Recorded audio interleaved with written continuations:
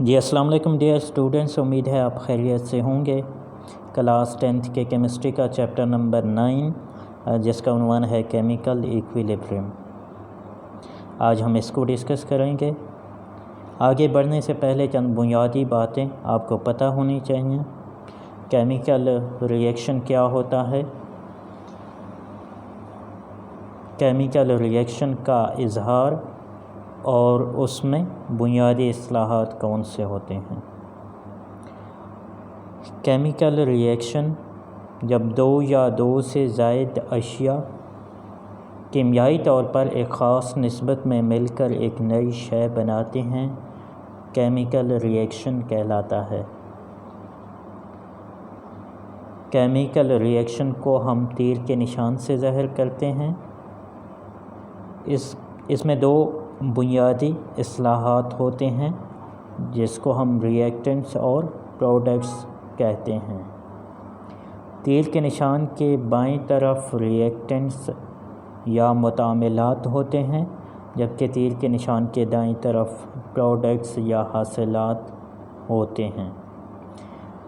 ریئیکٹنٹس وہ اشیاء ہوتی ہیں جو کسی کیمیکل ریئیکشن میں حصہ لیتے ہیں، اور پروڈکٹس وہ اشیاء ہوتی ہیں جو کسی کیمیکل ریئیکشن کے نتیجے میں بنتے ہیں، مطلب حاصل ہوتے ہیں۔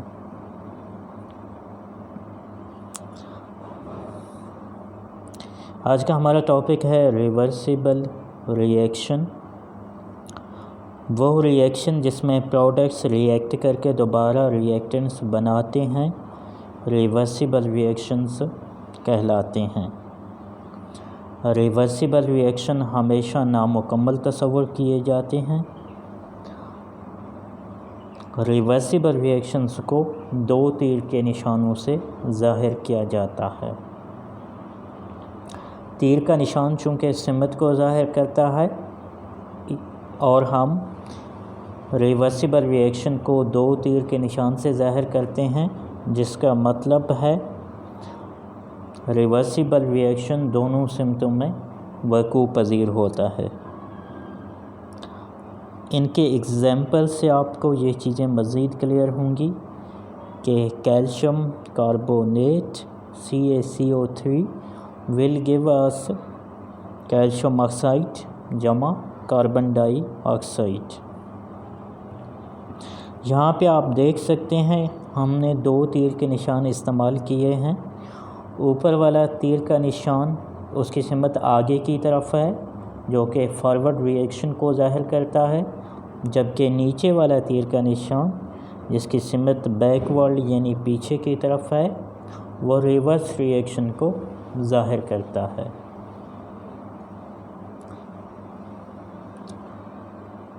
H2 جمع I2 will give us 2HI۔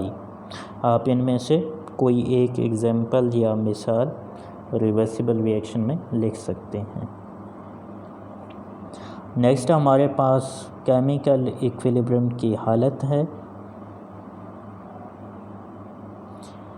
جب کوئی ریئیکشن رکا ہوا نہ ہو بلکہ اس میں فارورڈ اور ریورس ریئیکشن کے ریٹ برابر لیکن مخالف سمت میں ہوں، اسے کیمیکل ایکویلیبریم کہتے ہیں۔ اگر مساوات کی ہم بات کریں تو فارورڈ ریئیکشن کا ریٹ برابر ہے ریورس ریئیکشن کے ریٹ کے، مطلب جب فارورڈ اور ریورس ریئیکشن کا جو ریٹ ہے برابر ہوتا ہے، اس حالت کو ہم کیمیکل ایکویلیبریم کہتے ہیں۔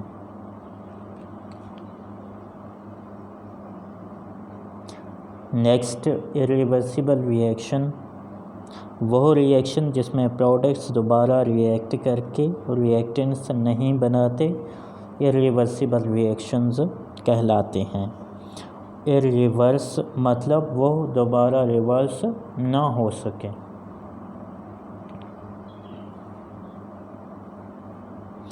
اس کے مائکروسکوپک خصوصیات کی اگر ہم بات کریں تو یہ ہمیشہ تکمیل شدہ مانے جاتے ہیں، اور انہیں ہم ایک تیر کے نشان سے ظاہر کرتے ہیں۔ تیر کا نشان چونکہ سمت کو ظاہر کرتا ہے، اور ہم ریورسیبل ریئیکشن میں صرف ایک تیر کا نشان استعمال کرتے ہیں، جس کا مطلب ہے یہ ریئیکشن ہمیشہ ایک ہی سمت میں وقوع پذیر ہوتے ہیں۔ مثال سے آپ یہ دیکھ سکتے ہیں کہ 2 مول ہائیڈروجن کے اور 1 مول آکسیجن کا 2 مول پانی کے بناتے ہیں۔ تیر کے نشان کو ہم پڑھ سکتے ہیں کہ will give us۔ بالکل ایسے ہی کاربن جمع oxygen will give us carbon dye oxide.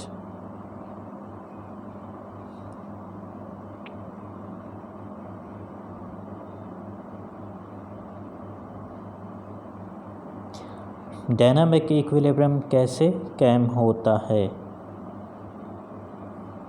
وہ ریئیکشن جس میں پروڈکٹس دوبارہ ریئیکٹ کر کے ریئیکٹنٹس بناتے ہیں ریورسیبل ریئیکشنز کہلاتے ہیں۔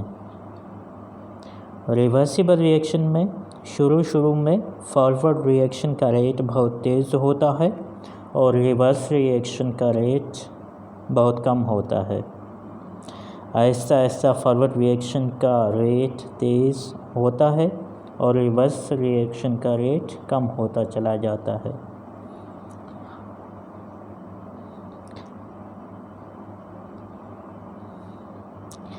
اس کے بعد ہم ایک ایسے مقام پہ پہنچتے ہیں جہاں پہ فارورڈ ریئیکشن کا ریٹ اور ریورس ریئیکشن کا ریٹ برابر ہو جاتے ہیں، اسے ہم ڈائنامک ایکویلیبرم یا ایکویلیبرم کہتے ہیں۔ ڈائنامک ایکویلیبرم ایک ایسی حالت ہے جس میں فارورڈ اور ریورس ریئیکشن کا ریٹ برابر لیکن مخالف سمت میں ہوتے ہیں۔ چونکہ فارورڈ ریئیکشن آگے کی سمت میں ہو رہا ہوتا ہے اور ریورس ریئیکشن ہمیشہ پیچھے کی سمت میں ہوتا ہے۔ سوال نمبر 5، ایکویلیبرم کی حالت میں ریئیکشن کیوں نہیں رکتا؟ ایکویلیبرم کی حالت میں ریئیکشن اس لیے نہیں رکتا کیونکہ اس میں فارورڈ اور ریورس ریئیکشن برابر ویٹ مگر مخالف سمت میں ہو رہے ہوتی ہیں۔ چونکہ فارورڈ اور ریورس ریئیکشن کا ریٹ برابر ہوتا ہے اس لیے یہ ریئیکشن کبھی نہیں رکتا اور ہمیشہ غیر تکمیل شدہ تسلیم کیا جاتا ہے۔ جرنل مساوات آپ دیکھ سکتے ہیں، A اور کیپٹل A جمع B کیپٹل B۔ ہمارے پاس A کوئی بھی ریئیکٹنٹ ہے اور B کوئی بھی ریئیکٹنٹ ہے، اور جو چھوٹا A اور چھوٹا B ہے وہ ہمارے پاس مولز کی تعداد کو ظاہر کرتے ہیں۔ will give us C اور پلس D۔ C ہمارے پاس جو کیپٹل ہے وہ پروڈکٹ کو ظاہر کرتا ہے، D کیپٹل پروڈکٹ کو ظاہر کرتا ہے، اور اس میں جو چھوٹے C اور D ہیں وہ ہمارے پاس مولز کی تعداد کو ظاہر کرتے ہیں۔ سوال نمبر 6، ایکویلیبرم کسی بھی طریقے سے کیوں حاصل کیا جا سکتا ہے؟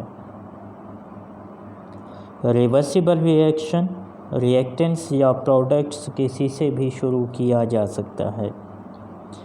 ریئیکشن شروع ہونے کے تھوڑی دیر بعد خود بخود ایکویلیبرم قائم ہو جاتی ہے۔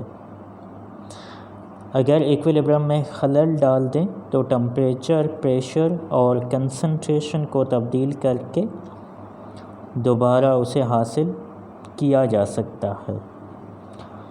اس وجہ سے ہم کہتے ہیں کہ ایکویلیبرم کو کسی بھی طریقے سے حاصل کیا جا سکتا ہے۔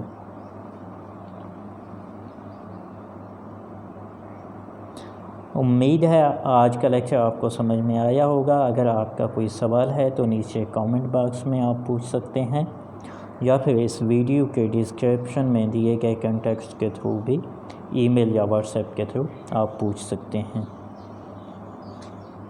اگلے لیکچر تک کے لیے میں آپ سے اجازت چاہتا ہوں۔ اللہ حافظ۔